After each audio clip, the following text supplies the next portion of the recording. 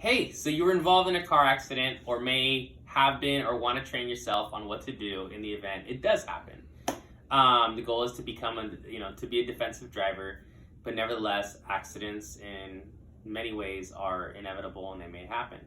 Of course, our policy is that if the distance from one location to another is beyond 15 miles, we do ask that you take the freeway.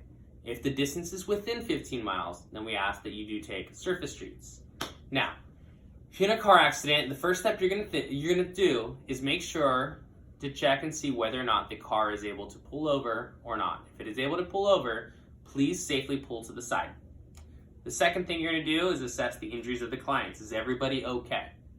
If there's a client injury, the first thing you're gonna do is call 911 and make sure that the clients can be picked up by and transported by an ambulance to the closest emergency medical facility. Second call you'll be making to is the managers to make sure that they can meet up with that client at the hospital. At that point, you then deal with your insurance company as an individual. Now, the other problem that you're going to be facing is, what do I do from that point? Clients are now taken care of. What do I do? First thing you do is make sure you get the information of the second party that hit you.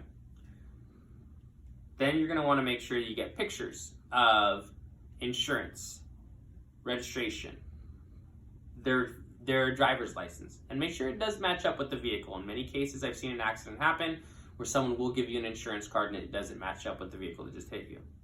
Take a picture of the incident, take a picture of the cars that were involved, the nature of where the impact was, and see if you can get a more of a broad picture of the intersection of where it took place. I know that we're going to be pulling over, but if you can get a picture of the intersection, of course you won't be able to do this if it's a freeway accident.